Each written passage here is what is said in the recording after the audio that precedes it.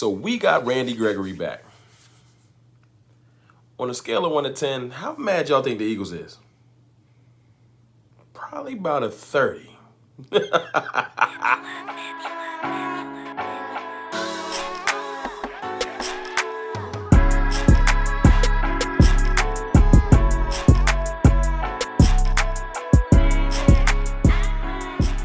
What's good, people?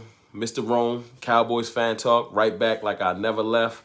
And hey, look, man, I just want to go ahead and first and foremost say thank you to everybody. I really appreciate the support and love y'all been showing me, man. I've told y'all I was trying to get to 400 last video, and y'all showing out, man. We getting close. So I appreciate the support. If you're here for the first time, go ahead and hit me up with a like and a subscribe. And without further ado, let me get into this news, because there's a lot going on in Cowboys land. First and foremost, we got Randy Gregory back. Everything falling into place. It's falling into place. I'm loving it. Randy Gregory is, like, our D-line was already looking like pretty legit. I know we lost McCoy, but with Randy Gregory coming back, we're going to be able to send waves of pass rushers at people. Waves. Like, the D-line is going to, and he gets back officially, I think, around like October 5th. Shout out to Skywalker for putting them details out. So right around October 5th, he comes back officially, and that's right on time. We're going to be just hitting our stride, and that's when the stretch, the schedule get a little bit easier then. So it's perfect. It's perfect. I'm liking the rotation we're going to have with Griffin and D-Law as the starters, Alden Smith and Randy Gregory as the backups, and then we got a Nye that can do some spot duty. We got Crawford who can come in and spell. And speaking of D-line, I can roll right on to the other news I heard. Stephen Jones came out yesterday and said that Tristan Hill is going to be the starting D tackle adjacent to Poe. I'm not too mad at that. I've been a big Tristan Hill detractor, but according to reports and like what I've been hearing out of this year's camp, like what's going on right now, especially with the some of the video work I saw from my man Vach, because Vach is a staunch Tristan Hill supporter. I ain't see it, but you know, Vach is the man with the video, so he saw it. And apparently Tristan is going to show out this year. I don't know if last year was just because my man didn't get no playing time. And you know, when you young and you ain't get no playing time, you kind of check out. But with him having the opportunity, with McCoy going down, him having the opportunity to start, apparently he been stepping up. Like not just his physical ability, but just showing the mental focus that I guess was missing. So they went ahead and named him the starter. We could have just found out on game day. So that's pretty dope. So with Tristan Hill starting, it really gives me a good view of the D-line, like how the D-line gonna shape up. I'm liking Poe and Tristan Hill in the middle. I can't wait to see Gallimore get some spot duty too, because Neville Gallimore is going to be a problem, I think, going forward into the future. I'm liking, of course, our D-end rotation. We got a good fierce four-man rotation for D-ends or edge. I'm loving the linebackers. I really do like that Vander Esch is healthy. There has been no setbacks in training camp for him. Jalen Smith is healthy. And then Sean Lee, who is like a coach on the field. But, of course, in true Sean Lee fashion, he's hurt. So we're going to go ahead and put him on IR. And if I'm not mistaken, IR isn't like it's been due to the new rules they implemented because of COVID. It's not like it's been in previous years. So I think we can bring him back onto the active roster sooner than later.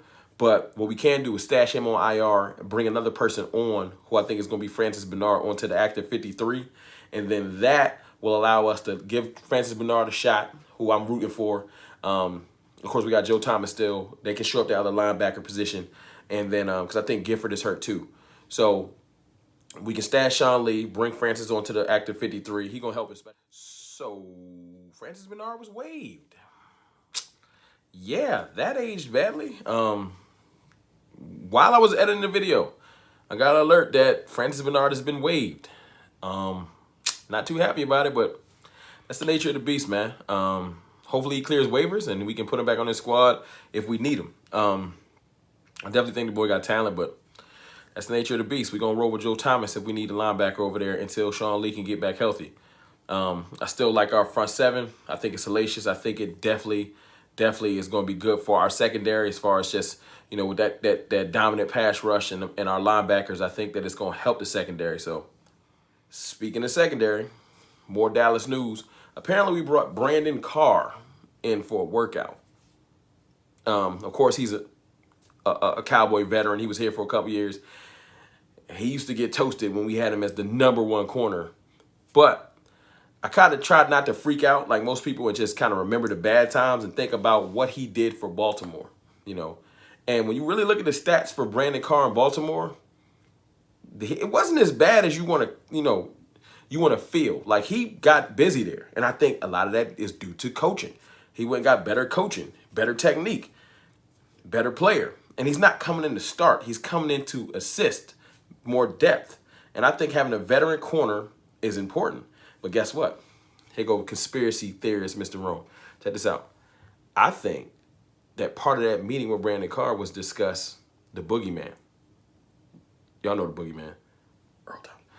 So basically, I think that they brought him in, they worked him out, they want to discuss him joining the team, and I think I'm 100% positive that that name came up. How was he with the players? Will he wreck this locker room? Et cetera, et cetera, et cetera.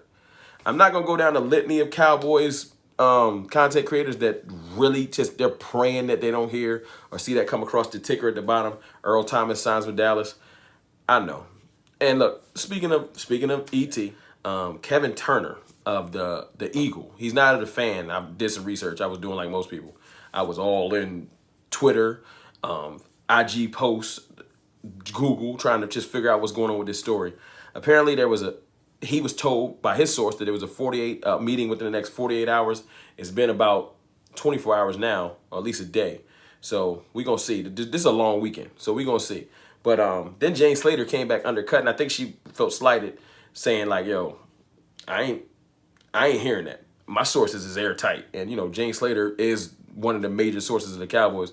So I guess she ain't appreciate him coming out and saying there's going to be a meeting, like basically disagreeing with what Kevin Turner said. My feeling is this. Kevin Turner probably leaked some information that he wasn't supposed to leak. And he probably received some calls and stuff saying, hey, man, we trying to be stealthy this year. We ain't trying to be like the normal Cowboys. So keep that stuff close to the cuff. Do I think there's a face-to-face meeting? I don't know. Do I think that they're talking? You right. It's not a question. You don't release ha-ha and don't have a plan. We got 3 and a possible safeties, and we ain't playing spades. 3 and a possible. That's not going to work.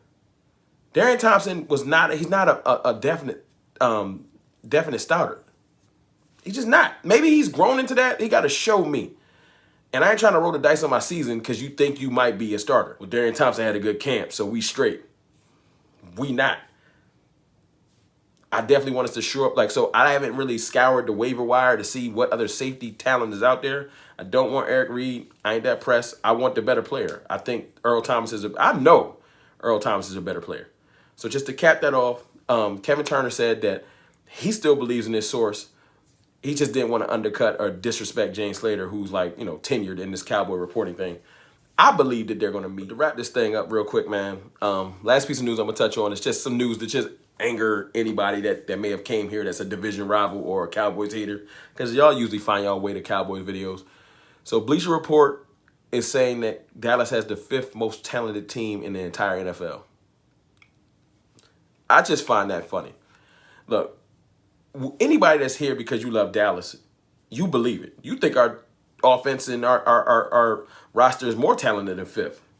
But if you here because you a hater and you watch this far into the video, it's just funny because I know it just grinds your gears when you see these lists come out and they ranking Dak above Wentz and they putting them 20th on that ESPN rankings list, and you just aggravated. It's funny to me, but you're going to have to get over it because this is just a different year. This is a different Cowboys. You know what I'm saying? You can't put that Jason Garrett evil on me no more. We about to come out here and shock y'all. I can't wait, man. Rams. Good luck to y'all. Cause this ain't what you want.